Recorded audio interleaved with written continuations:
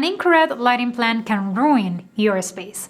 It doesn't matter if you have the best materials, found the perfect colors and beautiful textures.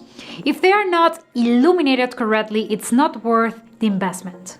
If you want to learn how to select your lamps and distribute them correctly in a space, this video is perfect for you. If you're new here, I'm Zaira Kuri, architect, interior and lighting designer. As always guys, if you have any doubts after watching this video, don't forget to leave your questions in a comment below. Please don't forget to smash the like button. It's the best thing you can do to support me and my content. In this video, I will show you the types of lamps used in interior design and how to choose and combine them. Stay until the end of the video because I will give you some tips and tricks on how to get a perfect lighting plan. Are you ready? Let's get started.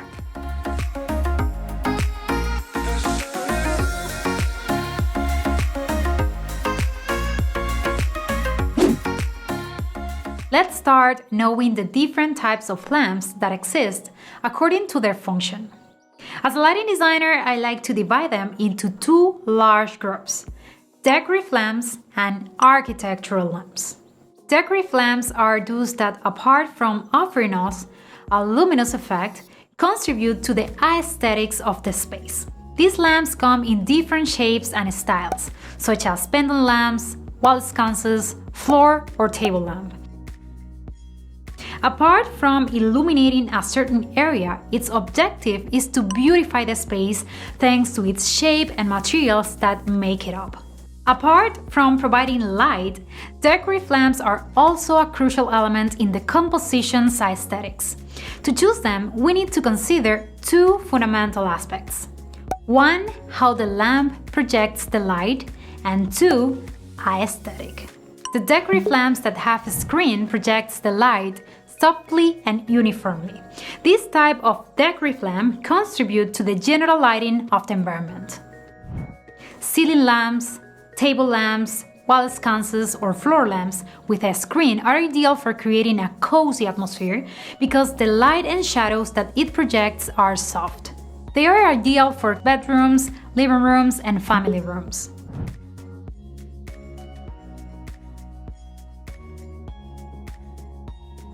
Decorative lamps that have focused light are used to illuminate surfaces where specific tasks are performed, such as reading, studying, drawing, eating, or cooking.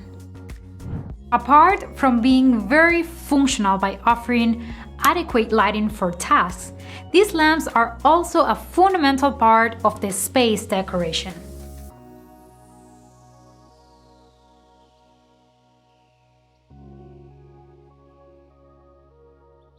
Now, as you know that decorative lamps can generate different lighting effects, you can realize that a decorative lamp can work better in a space than others. The best choice will depend on the activities you will carry out in a specific area.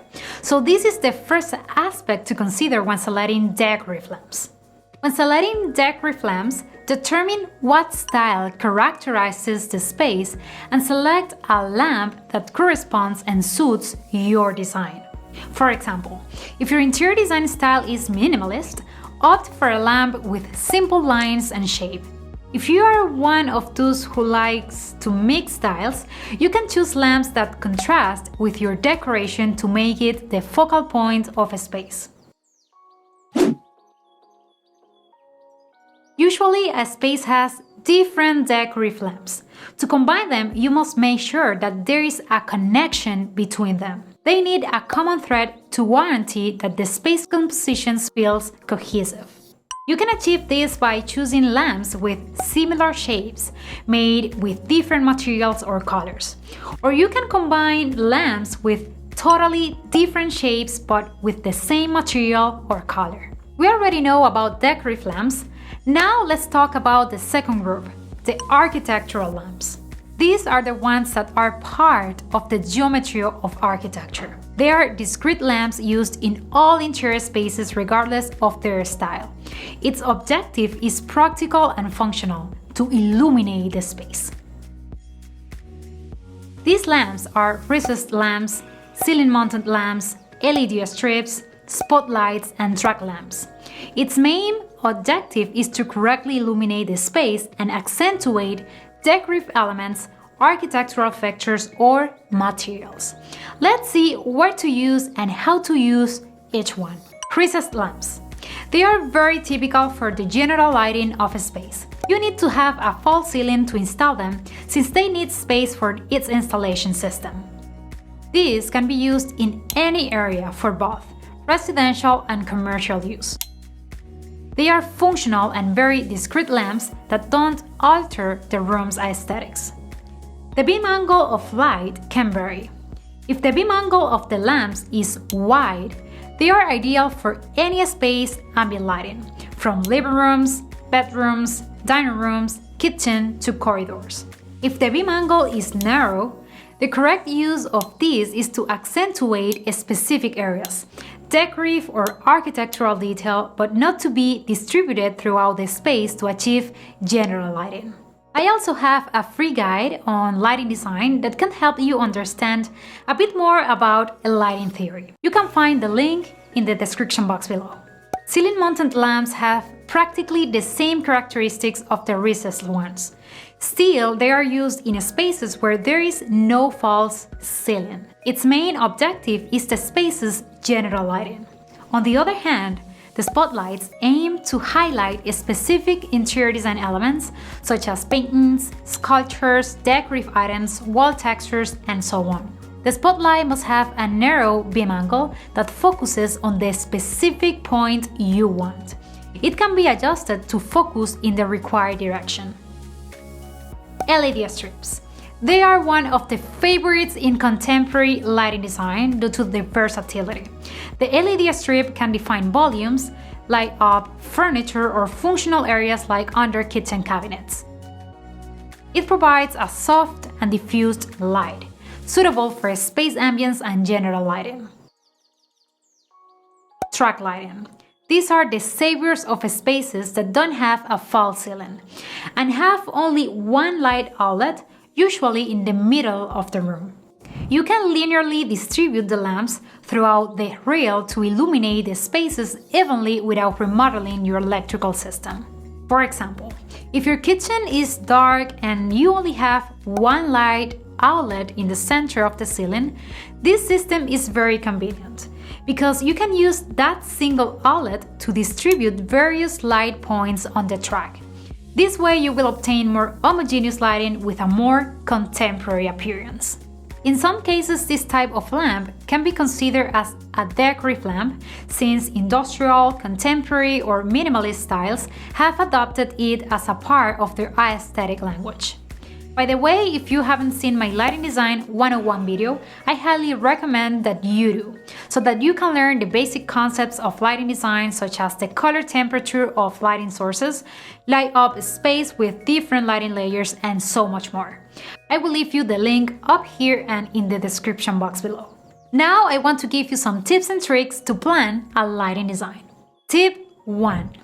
One light source is not enough for a space because it doesn't help create contrast, depth, or define shapes and make the colors pop. In any space, you must blend different lighting layers for optimal results. Consider to have ambient lighting for overall illumination through table, wall, and floor lamps, hanging and ceiling lamps. Add accent lights to highlight a specific object or area and draw attention to a fixture using spotlights. Add task lighting for a particular task or activity such as reading, writing, cooking, or eating. Use a table or floor lamp with direct lighting for reading, under cabinet light for the countertop, a pendant lamp to illuminate the dining table, and so on. A good lighting plan will combine all three sources to distribute them in different levels and layers. Tip number 2. Before selecting lamps, first identify how a space will be used and what activities will be carried out to identify the type of lamps you need. For example, if you will use the space to read or study, you will need a lamp to directly illuminate the work surface. Tip number 3. It will be best to have a precise idea of how the furniture will be distributed in the space. This way you can place the different lamps correctly and efficiently. For example, if you have a wall that will be the focal point of the dining room or living room space, you must consider placing spotlights or track lighting to illuminate that area and accentuate it. Tip number 4. When placing pendant lamps, it's important to consider that they don't block the view or interfere with the development of activities. If the lamp you are considering prevents the space's optimal functionality, consider another lamp or use it in a higher space. Tip number 5. Before investing in your lamps, identify how and what amount of light it projects. Know the light effect of it, especially when you are going to buy a large amount. Before investing in these lamps, buy 1 or 2 and test how the lighting behaves in the space, especially at night. If you understand that the light is adequate, proceed to buy the amount you need to avoid unnecessary expenses. And remember guys, my Interior Design Masterclass is currently live. It has everything you need to become an expert interior designer, from general theory to how to start your own successful business through branding, social media strategies, and so much more. All of these combined in 12 modules that are super easy to digest and can be viewed anytime, anywhere. Visit theinteriordesignmasterclass.com for more information. Sign up now if you're interested because enrollment will be closing soon. I'm excited to welcome you guys to the Academy. This is all for today, guys. If you want me to make more videos about lighting design, smash the like button to let me know if you like this topic. Thanks for watching, and remember to follow me at my personal Instagram, where I share tips and valuable information on interior design, architecture, and lighting design. Have a beautiful week. See you in the next one.